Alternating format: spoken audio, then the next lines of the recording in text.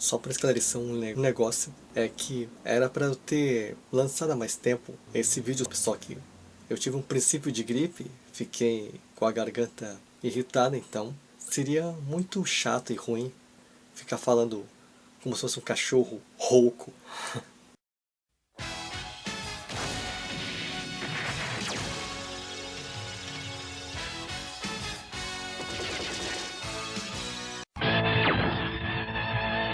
CyberCop, os policiais do futuro. Começando a mais este Visão Videocast, hora de falar de um seriado que também passou na extinta Rede Manchete, só que ao contrário das demais séries de Tokusatsu, não foi dublado do Estúdio Alamo e muito menos foi produzida pela Toei Company. Hora de falar, é claro, sobre Os Policiais do Futuro, que foram produzidos pela criadora do Godzilla, a Toho Company, em 1988. Só que veio pra cá por meio da antiga N-Sato Brasil Home Video, que virou a Sato Company, do Nelson Sato, é claro, em 1990, numa data especial que já falo qual é. Durante meses daquele mesmo ano, sempre tinha aquela chamada: Alerta geral para os heróis do ano 2000. A batalha vai começar. Vem aí, CyberCop. E aí, foi assim. Teve um momento que eu pensei, tomara que a estreia não demore tanto e não seja pro ano 2000, é claro. A santa ingenuidade. Por fim, acabou estreando propriamente na Semana da Criança.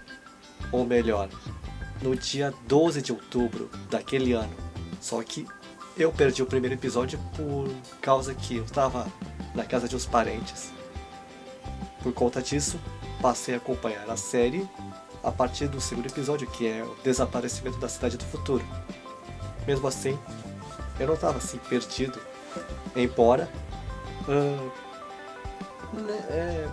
tenha reparado, não tinha um estranhamento, mas podia gerar daquela produção que parecia uma novela, porque foi gravado em VTs e não em câmeras apropriadas para cinema, e também os efeitos bem toscos, as armaduras e certos armamentos lembravam mais um plástico polido meio fosco do que aquele ar bem metálico misturado com aqueles uniformes.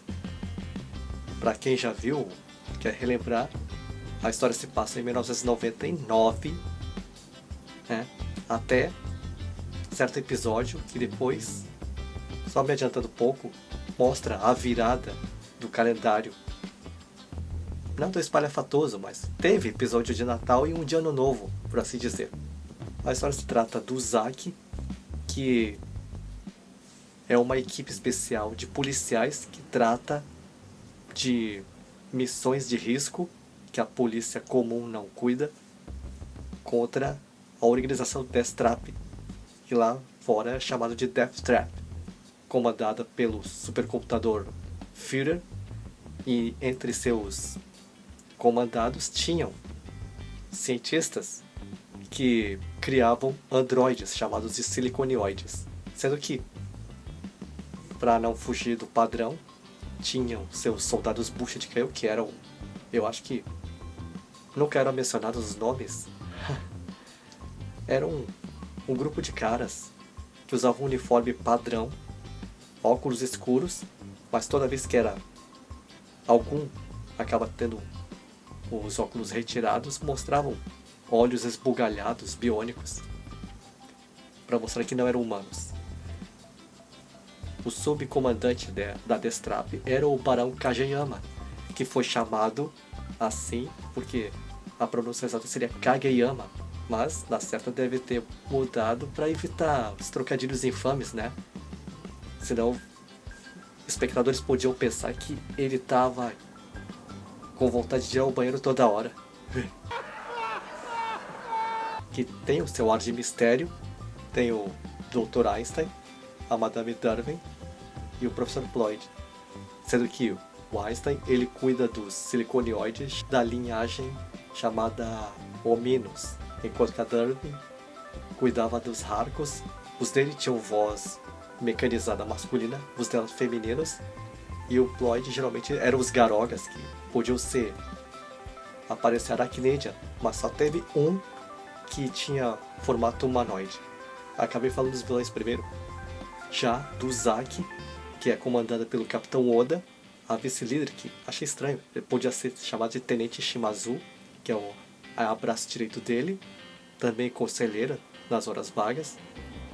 Tem também o oficial de computação Yazawa, a oficial de comunicações Miho, que é aquela alívio cômico meio estabanada. E, finalmente, partindo para os heróis da história, temos, desde o primeiro episódio, que ele, pensando assim, tem um viés assim na série de ser como se fossem os Três Mosqueteiros. Só que os três principais integrantes eram o Akira, que vestia a unidade Marte, até com ar de metido, sempre se achando um maioral em cima dos outros, que ele chama de amadores. No caso do Marte, ele é dos armamentos pesados, sendo o mais forte. O mais analítico é o Saturno, vestido pelo Ryoichi, que é o alívio cômico e é o mulherengo da equipe, claro.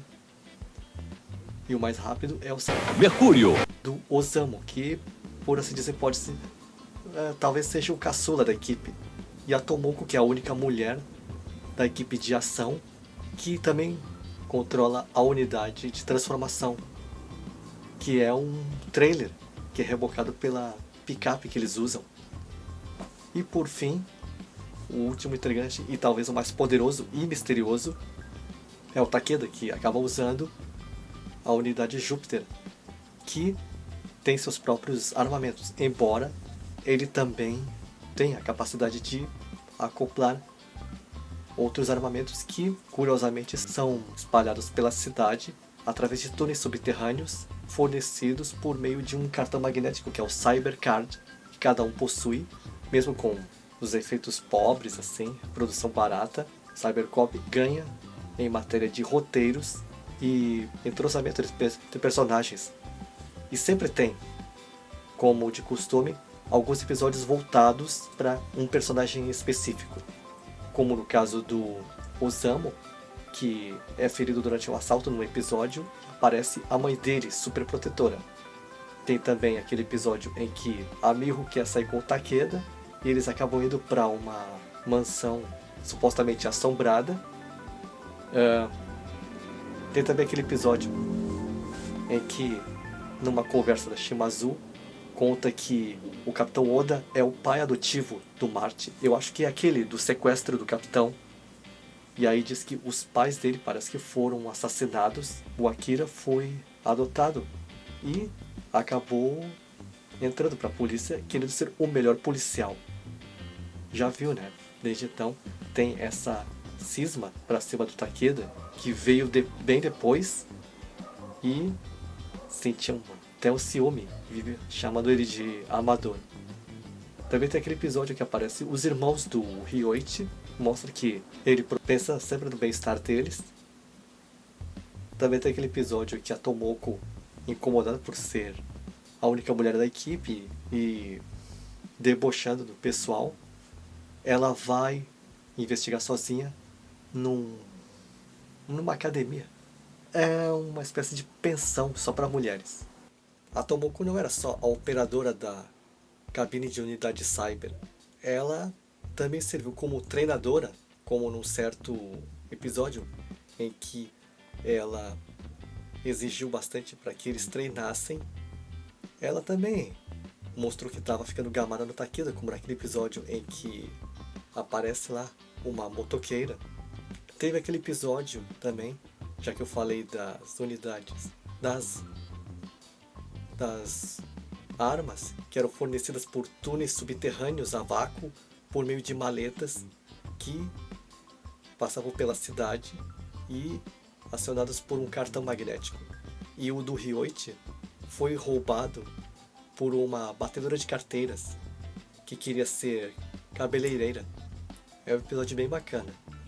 No total, essa série tem 36 episódios, sendo que os 2 últimos são só os chamados de top 10 de melhores momentos da série.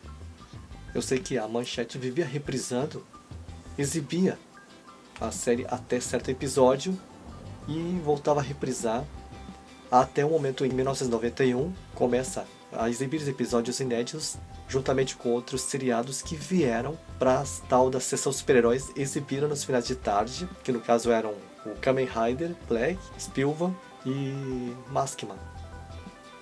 Sem querer ser um spoilerento, um dos cientistas da Destrap acabam perdendo a vida. Então, o episódio que no caso foi o Einstein. E aí os outros acabam mudando de base depois que eles tentam destruir a sede do Zack utilizando mísseis especiais que disparavam rajadas perfuratrizes através do solo. Tem um específico que é o Homem de Hong Kong, que tem um cara que aparece como treinador do Takeda, chamado Lee Bylon, que foi interpretado pelo Junichi Haruta. Olha só, Magaren, Gogo Black, Kazenin Mafia Storm, entre outros. É nesse episódio que aparece o único siliconioide do Professor Ploid que não era aracnídeo, que era o androide lutador. E já que eu falei na morte do Einstein, ele é substituído pela Luna, a rainha das bestas, que também tinha seu próprio quarteto de lutadores. E aí, entre esses episódios inéditos, temos a revelação que, na verdade, o Júpiter não era simplesmente o D'Artagnan da equipe, como também começa a ser mostrado por que ele tem a tal da Cyberforça. É tipo um portal que fornece a ele elementos de outra dimensão,